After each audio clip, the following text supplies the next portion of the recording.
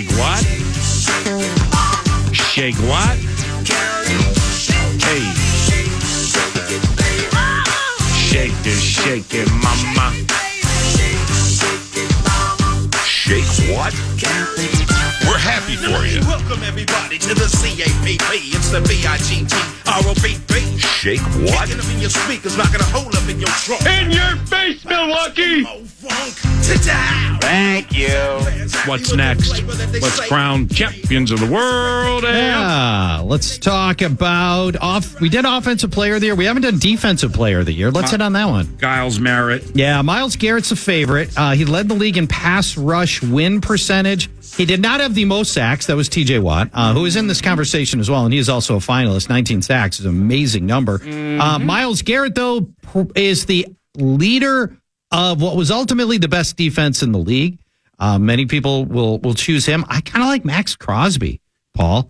Let me make my case for Max Crosby. You can't like Max and not like Daniil as much. Here's what I like about Max. He was Pro Football Focus's #1 run-stopping defensive end, and he led the NFL in run stops with 38 run stops. He was 6th in sacks, so he's also got to the quarterback. 14.5 sacks is a great number. 3rd most tackles among all defensive linemen, and the 4th most pressures among all defensive linemen.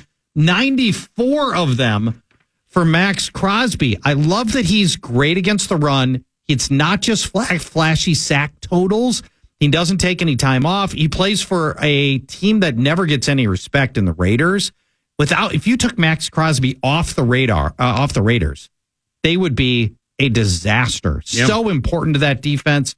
Max Crosby is my pick. Are you surprised that Micah Parsons was not part of this mix? Numbers-wise, he was very similar to Myles Garrett this year. Yeah. And statistically, the teams, actually, the Cowboys and Browns defenses had a lot of similarities this year with home and road splits. Both of them had trouble down the stretch.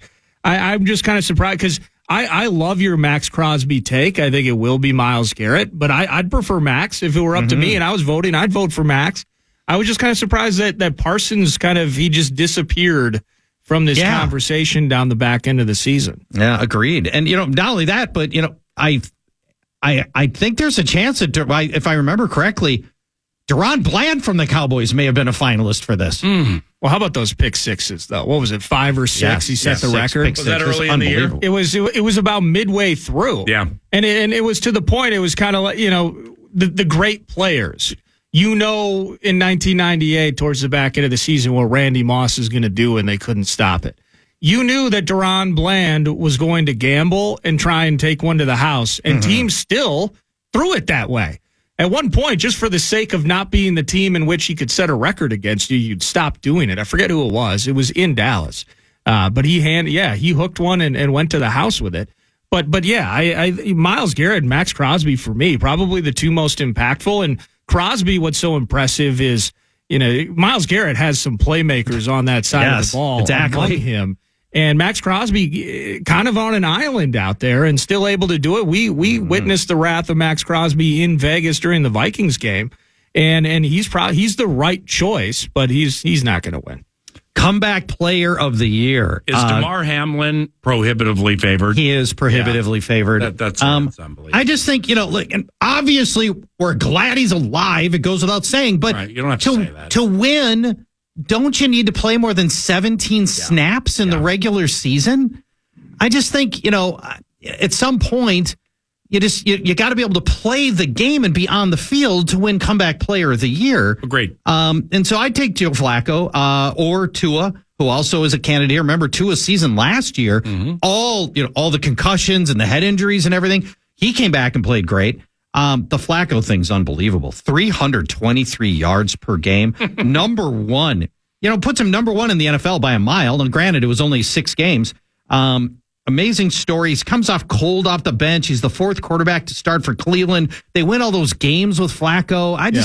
I would pick Flacco. I just feel like at some point you got to be on the field. I think you're shortchanging DeMar Hamlin because he did play 94 special team snaps. Hey, okay, thank you. Okay, and you do remember what was that? The fake punt in the Chiefs game? Yes, yeah, did not what go a well. disaster that was. Yeah, in hindsight, with the way things went here, And I think it's fair to say Joe Flacco never was on the radar as a replacement quarterback for the Minnesota Vikings. No. Well, you run a system and you need somebody who is smart and Joe's going to be throwing people open at 60. So he can't move. Well, the current quarterback's not the greatest mover in the history of the world either. No.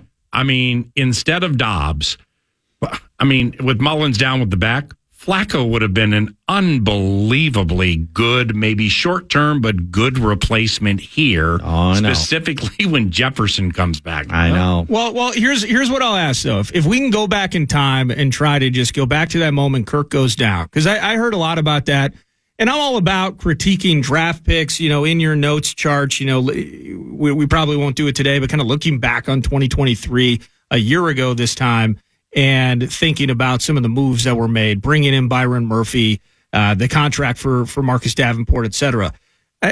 Who was Joe Flacco on people's radar? I don't remember that being a name. I didn't hear anybody talking about Joe Flacco to the Vikings when Kirk went down. And so pragmatically, if you were to say, if someone was to present to you, again, you got to go back in time and try and wipe it. You got a lot of hospital balls, as PA would say, to wipe out of your memory. Yeah.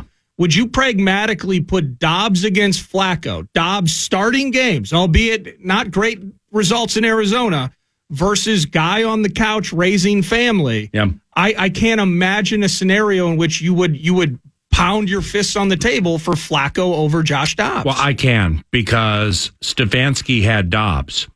Okay? So therefore he knows what that looks like. So he knew he didn't want it.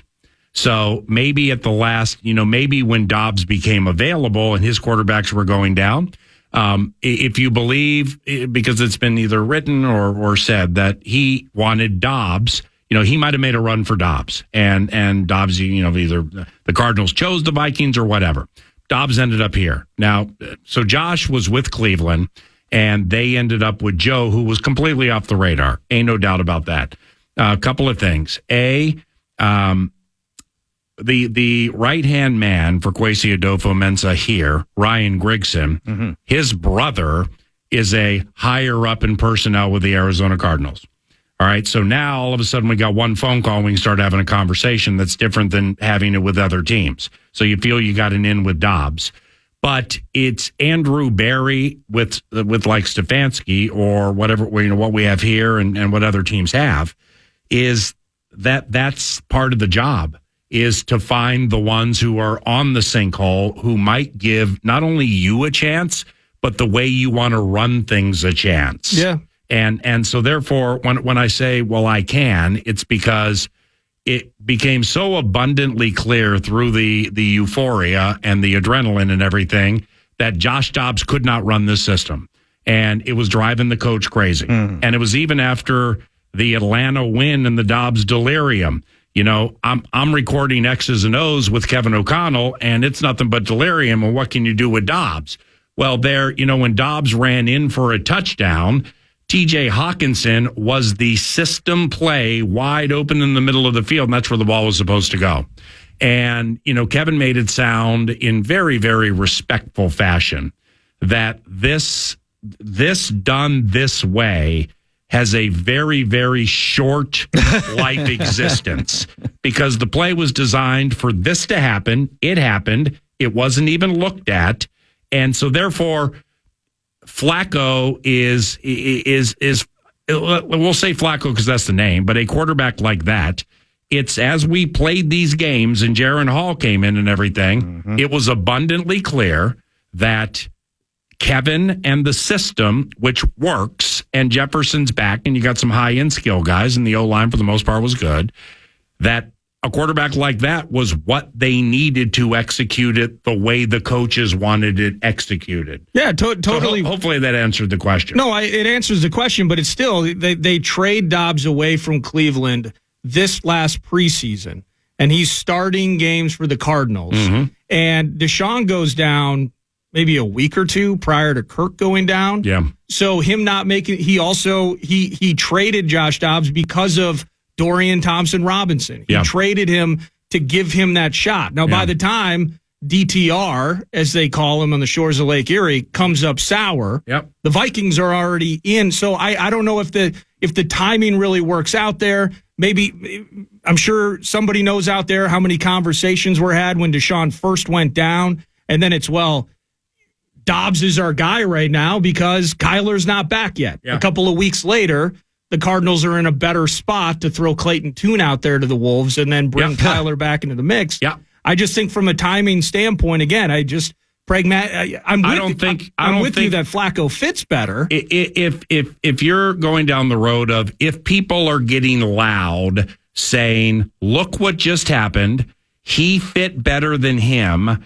You need to see that and have to see that, and because you didn't see that, you're not good at what you do, even though nobody was looking at it. That's 100% what I'm getting at. I can't be mad at Kwesi. I can't be mad at Kwesi in this particular circumstance. That's completely foolish, and that's trying too hard to be mad. It's what I'm simply saying is like I'm not I'm not gonna never mention Joe Flacco's name and then all of a sudden get loud saying, see, told you. And I'm not really see, told you guy in the first place. Right. No. But nevertheless, nobody thought of it. No. Except for Stefanski and Barry. And it worked. And it was 3 and change a game.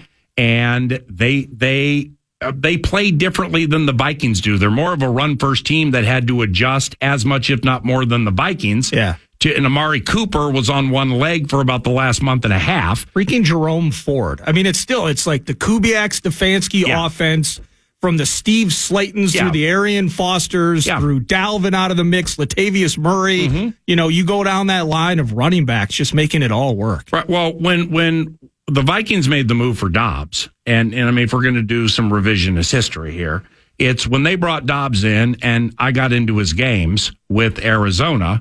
And, I came back and we talked about it. Fumbles, though. I'm like, well, this running, I mean, there were the first part of this Ravens. I only watched the first 3 quarters of the Ravens game, his most previous game, because it got to a point where I watched him overthrow tight ends, wide receivers, and drop the ball so much that I was like, I just can't watch this anymore.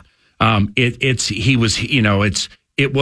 talk about Fields and the lack of a swivel.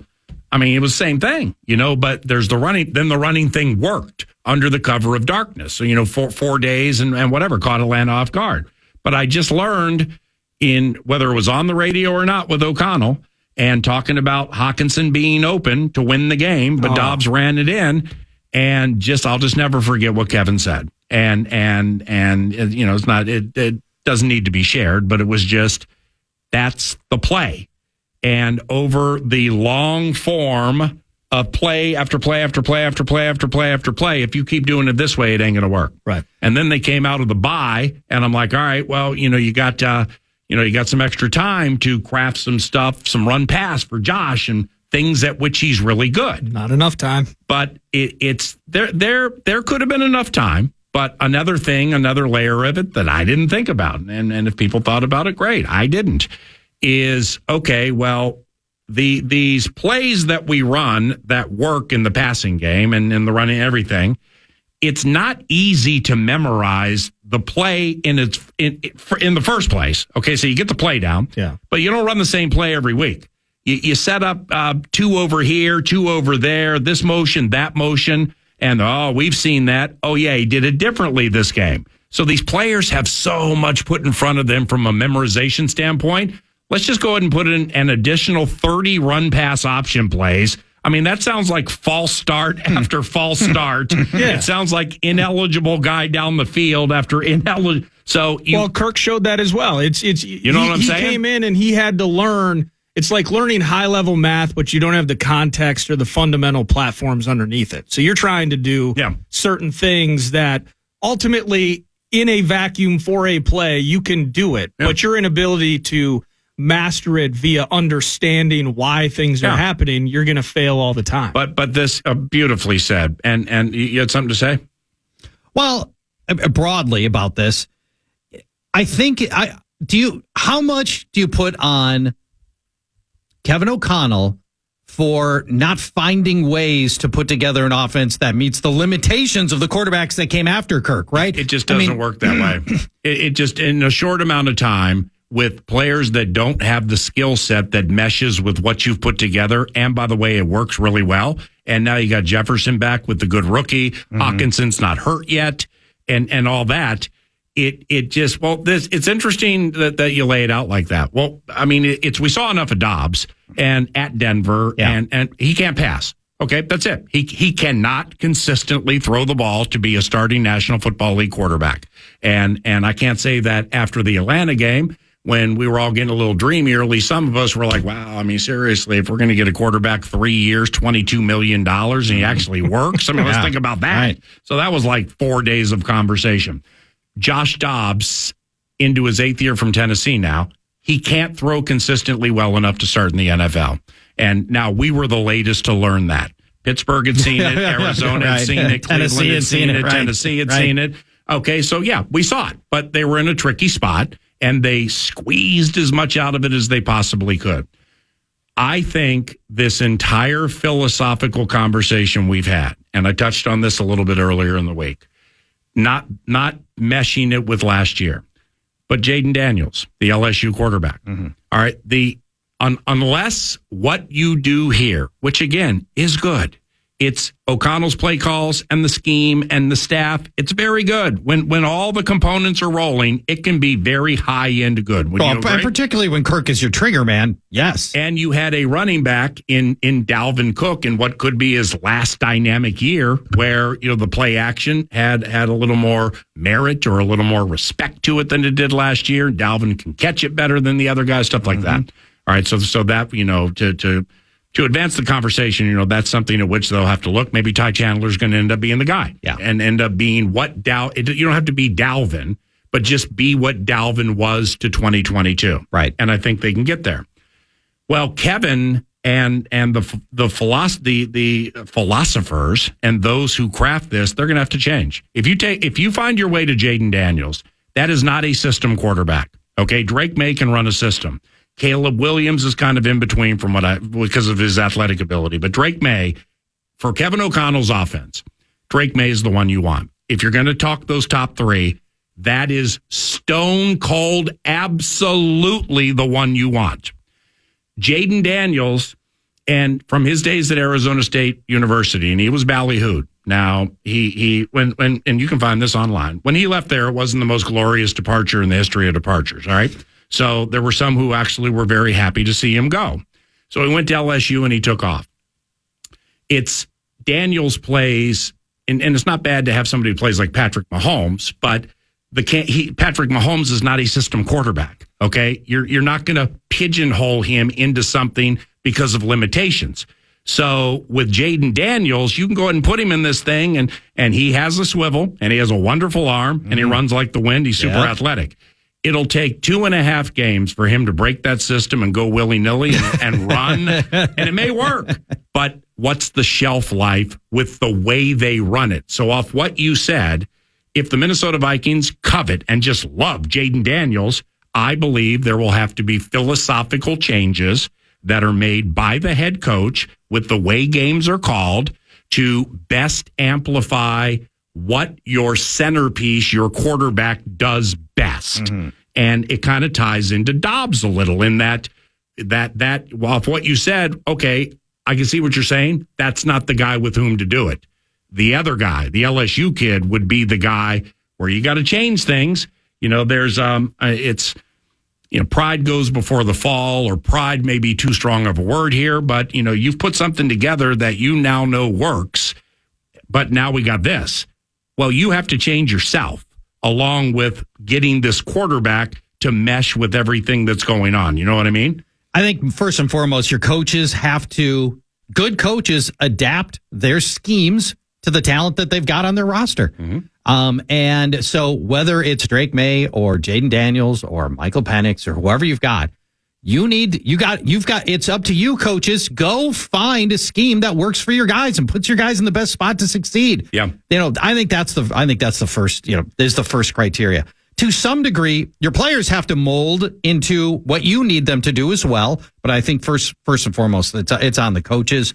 And I don't know that I disagree that I don't think Kevin did enough with the quarterbacks he had down the stretch. And it was a bad situation. but I still think he could have done more to put those guys in positions to In what way? his positions to succeed with the limitations they had. Like bootleg Jaron Hall more? Well, no, Get him but outside of the pocket or what? not Jaron Hall in particular, but would I have done that with Dobbs? Yes. Dobbs can't throw. I know That's the end of the story. I know He can't throw. I mean, when he started throwing passes like Nordo referenced hospital balls, that literally sent Jefferson to the hospital. So Yes. inaccurate. Well, the Denver game, there were about 4 of them, and they just weren't caught, or it just wasn't hit. So it started to happen. But go ahead. Yeah, I'd have run Dobbs more. I would have designed runs because that's the one thing that he could have brought to this offense, and they didn't. Yeah. Like it was it's a bad situation. But that could be O'Connell being like, I'm not changing. Well, that's what I'm saying. But that's a problem. That could be a short-term problem if you're not willing. But I can't say he wasn't willing to change. It's because I just don't know enough about what goes into a play call or crafting or down and distance and all that kind of stuff. It's all second guessing. But we don't know. Correct. But what was interesting is, he goes for 400, but then keeps throwing the game away. Nick Mullins. Yeah. It's interesting. When Mullins was the quarterback, it looked more like what we're used to seeing. It did. Okay, because he ran it the way, and it was good.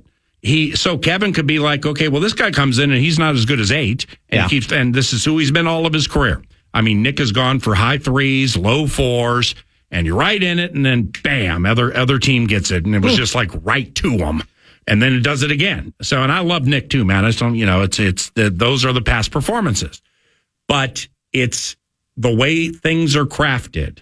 And it's good. The way things are crafted is good, and it works well at a very high level when you have the complementary talent. When you've got Kirk, what we learned through the 8 games we got out of Kirk, this Kevin O'Connell offense with the right trigger man, Kirk Cousins, is extremely good. Yep.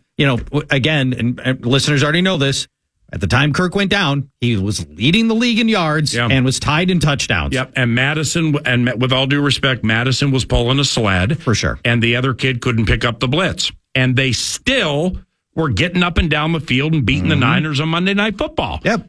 So we see Dobbs and then we see Hall, but then Mullins comes in. It looks like a game. It's like that Saturday at Cincinnati. They lose.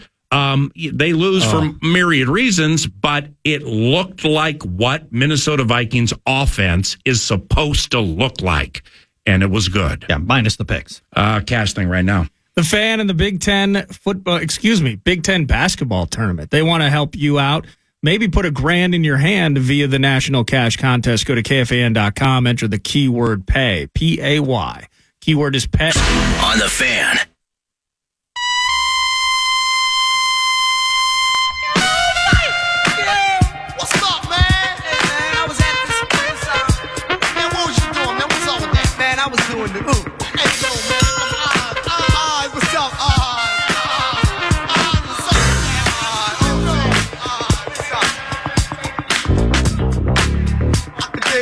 All right, let's so for the rookies of the year, I mean Puka to your satisfied. That's a cinch, right? Any other year, CJ Stroud would have won this. I think. I mean, it just. Wait a second. I thought CJ Stroud was the cinch. No, I think CJ Stroud's the cinch. No, right. Well, he's heavily favored, isn't he? Puka's favored. Oh, Puka's favored. Unless, maybe I'm misremembering this. I looked up odds. Stroud missed a couple of games in December with his concussion, and I think that kind of knocked him out of the running. And meanwhile, Puka Nacua, drafted with pick 177. Man, did the Rams draft well. Finished top 5 overall, not just among rookies, in targets, catches, and yards at a position that notoriously takes time to ramp up in. And as a reference, we had Justin Jefferson's rookie year, which was fantastic. Yeah. Puka Nacua this year had more targets, more receptions, and more yards than Justin Jefferson's rookie year. Oh, wow. Finishes 105 catches, almost 1,500 receiving yards, and 6 touchdowns. 43% of Puka Nacua's yardage after contact. I mean, the guy, come out of the gate in week 1 to do what he did and carry it all season, unbelievable. I think, No, go ahead. Well, I just think Cooper Kupp misses the first 4 games of the season. 2 of Puka's best games of the year come during that time when he was gone. But you daggered at Charge the fact that he was picked 177. I would vote for Stroud. And, as a rookie coming in, regardless of where he was drafted, but being drafted in a spot matters. It's good for, wins above replacement or above his value as a player. Yep. Puka hit a grand slam with his season this year. It's unbelievable. But before first with Puka is now Cooper Kupp had injury problems during the course of the year. He did. And he was playing, let's say 85, 90, 92% of Cooper Kupp for some of the year. Not at the end. At the end, he was full throttle. That's right. He was the two for Stout, and he is the two. Correct. And until proven otherwise moving forward for Matthew Stafford. And this is, it's like, when it's Jefferson best overall receiver in the NFL, Devontae Adams, Tyreek Hill, all that. I up until this Puka thing, I could argue Cooper Kupp as the best overall receiver in the NFL into say like last year. Yeah. I feel very confident I could win that conversation and with proof by things we would watch because Cooper is big, mean, tenacious, and kicks the bleep out of you in the running game. And that's a big separator for me right there. Yeah. Then he got hurt, and then Puka passed him. And then Cooper got well, and he couldn't get by Puka again. That really, really exemplifies how good Puka Nacua is at route running with McVay putting a plan together and then Stafford executing it, and he's the centerpiece. So that was really a beautiful thing for Puka.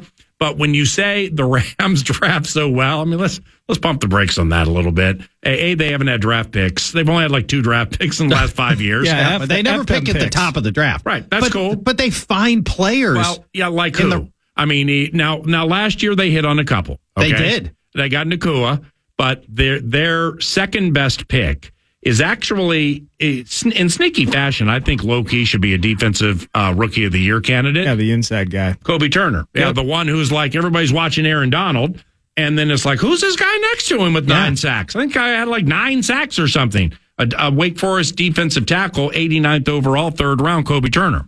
So they might have started a rookie on their offensive line. They did. Was it Steve Avila? Yes. Yeah, the That's exactly right. TCU center guard guy. Okay, well, yeah, that for those cats, that was a good draft. And it was. I'm just happy they remembered how to draft. Because they just, I always wondered what they did on draft day when they didn't have any picks until like 3:00 Central on Saturday. That's kind of it must be the McVay and Stafford played into it during his time at Detroit. But it's like in 2021, and Cooper Kupp at the height, that was 2021. He only played 9 games, 2022, only played 12 this last season. Wow. So now it's 2 injury-marred years in a row for Cooper. Down. But you had the Calvin Johnson connection for Stafford, where that dominated the entire offense.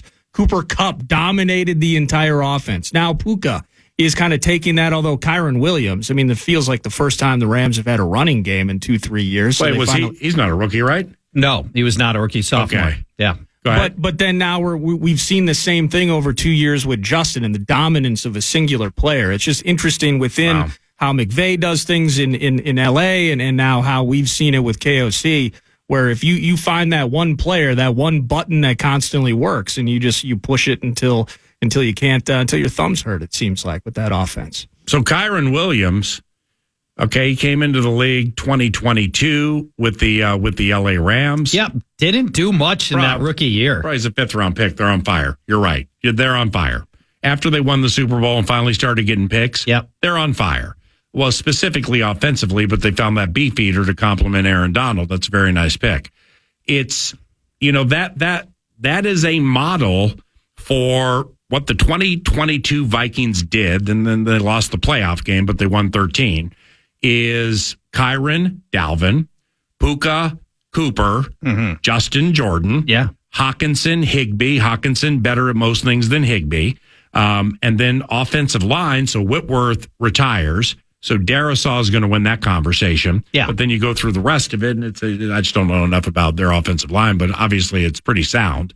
But this just shows, Kyron Williams, a 5th rounder who in 2022, my man carried the ball 35 times for 4 yards a carry and didn't score a touchdown. It couldn't have looked more pedestrian. And this is, by the way, with what do we got? Darrell Henderson, Who are the other? Cam Akers, of course. Right. Yeah. Yeah. Yep. And Akers, by the way, was a sneaky loss for this team here. It was. I didn't realize. I'd watched Cam Akers play before, but until he got here, and then maybe it's because Madison, for whatever the reason, was 10 out of 10 hair on fire speed. I mean, it just wasn't slowing down. You know what I mean? And then Ty is inexperienced, and Ty has a skill set that fits in the NFL and fits for a long time. But he was learning the nuance of the game. Now, Cam Akers comes in here slow rolling like Le'Veon Bell and picking up the blitz every time, crushing Falcons down by the goal line as Dobbs is trying to get in, timing it up beautifully.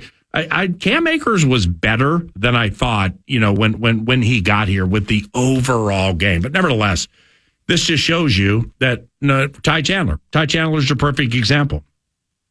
If you figure it out, like Kyron Williams did, the totality of the game. Now, Kyron's thicker and bigger than Ty, I think. He is. But Stafford, Cousins, okay, they can be the same guy for different reasons, but kind of the same. And then we talked about the receivers. And if Ty Chandler can get up to speed in his third year the way Kyron Williams did in his second, with Cousins as the quarterback, well, that's what you have.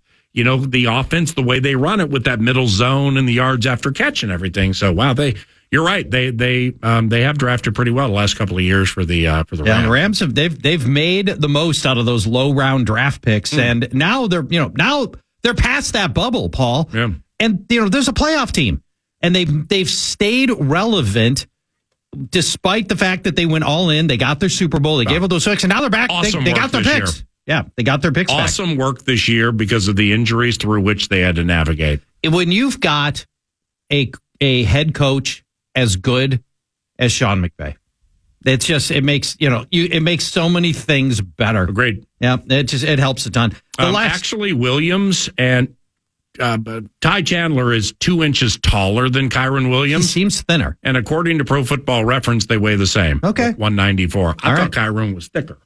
I thought so too. Maybe it's the height differential, spreading that same weight over a couple extra inches of height. Maybe that's it. Defensive Rookie of the Year is the only one we haven't hit on, Paul. Yeah. Jalen Carter is your betting favorite by a fair margin. This is the Philadelphia defensive lineman that they took early in the draft. Ninth overall. Yeah, 9th overall. Was that the Tennessee? Where did they get that? I don't remember where they got Georgia. that pick from. He's a Georgia cat. Where did they get the pick? Yeah, I don't quite recall how they ended up with that pick. Give me 20 seconds. Yeah, thank you. I'd like to throw out Houston defensive end Will Anderson.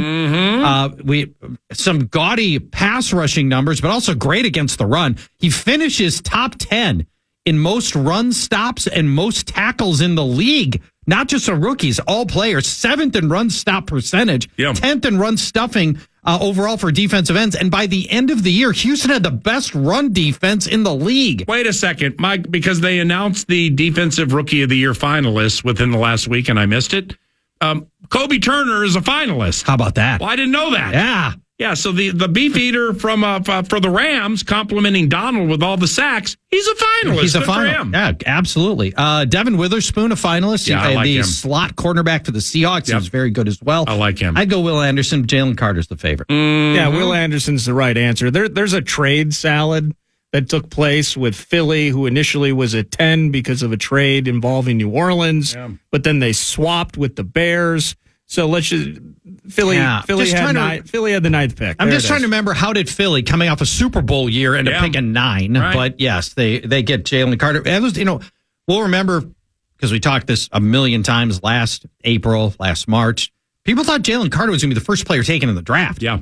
Falls to the Eagles at 9. Yeah. Just Eagles, man. That just things happen. It was mercurial and enigmatic. Now, entertain me. 9 to noon's final segment on the feast around the corner. On iHeartRadio.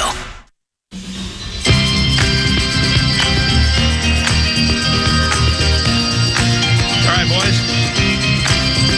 This evening, we will be howling on KFAN. Your Yours truly has the opportunity to join Alan Horton for the second quarter of the Wolves and Orlando Magic this evening. Ooh, so wait, so are you Vox or are you If there's a color analyst for that second quarter? I'm the Bursich, so which means if there is a big dunk before halftime by oh my God! I don't exactly know. I'm going to talk to Alan before I tried to yesterday. He's like, he's like, just do what you do. Let's just talk. All right, well, no way! I mean, I don't know what's going to happen, but he's an elite Vox. Yeah. He's used to doing games by himself. Yeah. And when I was asked to do it, I didn't exactly know what like Rosie did it last week. I didn't get a chance to hear it, but I don't exactly know what goes into it or how to do it. I just know it's going to be the first time I've had the opportunity to do something with an NBA game, and I love the NBA, yes. And I love Alan, and I love the squad, and it's the second quarter tonight, Alan Horton and yours truly with David Handelin, super stats by our side. He's the stats guy for Alan, and that's tonight. And I will give you an opportunity here if you are so inclined. If there are any particular words you would like me to drop in during my time freaking out, analyzing, screaming, joking, riffing, whatever, do you have any suggestions? Well, some of the old standbys from Fantasy Football Weekly would be a nice little tip of the hat, right? Yeah. Paulo Banchero reminds me of Bong Morris. No, that's not going to work. How about a bowel loosening level of existential dread? Can you work in that? Well, that's long. That is, but that's the beauty of it. The bowel loosening level of existential dread. See, a lot of Charch's stuff exists between the navel and the mid thigh. Like his pants are flying into orbit. Yeah, I mean, like this guy for the Orlando Magic was so lost on the radar at one time they thought he was a sexually active hobo from earlier today's show or whatever. So I was just going to be boring. Like I wanted a Hawkeye Whitney DeMatha Catholic reference. That's what I wanted at some point. Oh, wow. I know you love Latrell Sprewell. Can you throw in a Latrell Sprewell reference? Feed your family. Feeding your family, whatever. Choking the life out of... there might maybe work in that. That can work for sure. Old school FFW, we love to work in ointment. If you can find an opportunity to work in some ointment, that would be great. I'm really glad I asked. So that's the second quarter tonight. KFAN game starts at 7. Horton on lead vocals. I'll be his John Oates for the second quarter this evening. Wolves and Orlando Magic. Listen if you get the opportunity. Have a great weekend, Church. Love you. I'm Paul Allen. Thanks for listening. The program is next, and here comes the con and the wrap on the show. And thanks to Casey's for bringing you the final segments and the wraps on the show.